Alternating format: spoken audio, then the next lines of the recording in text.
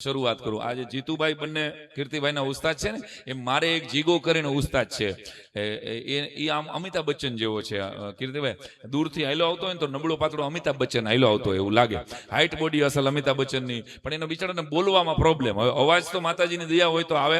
આનો અવાજ એક સાયલેન્સર બંધ, એટલે અવાજ ઈ જ્યારે અવાજ કરે ને તો એ જીગો દૂરથી હાઈલો આવતો હોય તો અમિતાભ બચ્ચન જેવો લાગે, અને આમ બોલે ત્યાં પૈસા પડી જાય. મને કે હાઈ નામ હાઈ, આપણી હાઈટ અમિતાભ બચ્ચન જેવી, આપણી બોડી અમિતાભ બચ્ચન જેવી, પણ આપણા અવાજનું કાંઈક કરો. મેં ભાઈ મારે શું કરવાનું, અવાજ તો ભગવાને આપ્યો હોય તો થાય. મને કે કાંઈક કરો. એમાં હું મુંબઈ ગયો, એક સ્પીચ થેરાપિસ્ટ ડોક્ટરને મળ્યો. એ ડોક્ટરને મેં કીધું, મેં સાહેબ અવાજ બગડેલો હોય તો અમિતાભ બચ્ચન જેવો થાય? મને કે 2-2.5 લાખનો કોઈ ખર્ચો કરે થઈ જાય. મેં જીગાને નંબર આપ્યો ડોક્ટરનો. ટૂંકમાં વાત કરું, જીગો મુંબઈ ગયો. જીગાએ મુંબઈ જઈને 15 દિવસનો ડોઝ લીધો, 2.5 લાખ રોકડા મૂક્યા, અને ડોક્ટરે કીધું કે સવારે 1/2 કલાક ને સાંજે 1/2 કલાક તમારે મારી પાસે આવવાનું, ગરમ પાણીના કોગળા કરવાના, આટલી દવા લેવાની, અને હું બોલાવું એવી રીતે બોલવાનું. અને સાહેબે બરાબર અમિતાભ બચ્ચનના અવાજમાં એને શીખવાડ્યું કે બોલો, સર જમીન હિન્દુસ્તાન, अस्सलाम वालेकुम, मेरा नाम बादशाह खान है. हाय બોલો, જીગો બોલ્યો. કીર્તિભાઈ પણ જમીન હિન્દુસ્તાન, અતલા માલિક, मेरा नाम बादशाह खान है.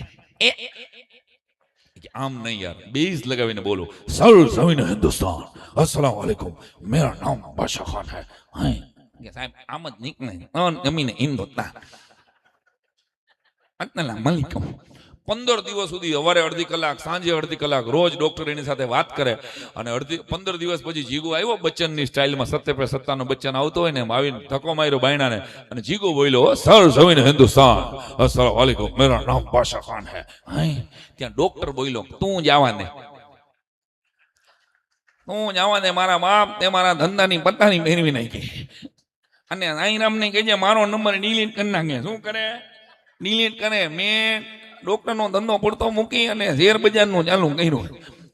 અરે કરે, અને આ નંબર કઢાવી નાખે. આવા લોકો છે અમારી સોસાયટીમાં. એક કાકા 10મા માળે, 10 માળનું બિલ્ડિંગ છે. કાકા 10મા માળે ઉભા વાત કરતા હતા. એમાં એક જુવાનીઓ દોડતો આવ્યો હોય કે ગિરધર કાકા, તો કે શું થયું ભાઈ? તો કે તમારી દીકરી. તો કે શું થયું તમારી દીકરીને? તો કે તમારી દીકરી ભાગી ગઈ. હે? આ દીકરી ભાગી ગઈ. ફોનનો કર્યો ઘા, અને 10મા માળેથી કાકાએ જમ્પ લાવ્યું. 10મા માળેથી સીધું સુસાઇડ. પડતા હતા ને એમાં 8મા માળે પહોંચ્યા ને ત્યાં એને બરાબર યાદ આવ્યું કે મારે ક્યાં દીકરી છે.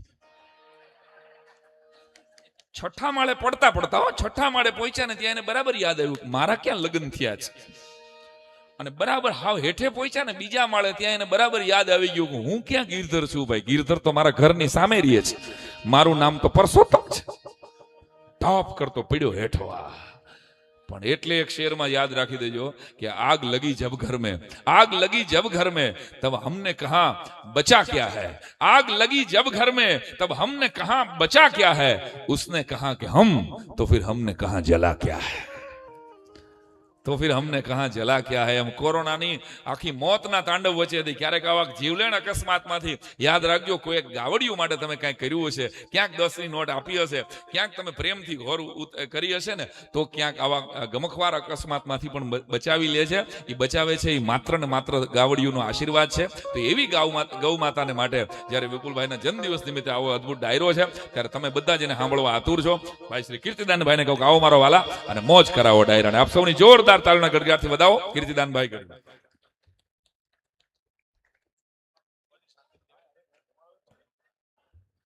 हेलो, खूब खूब धन्यवाद आदरणीय साईं राम।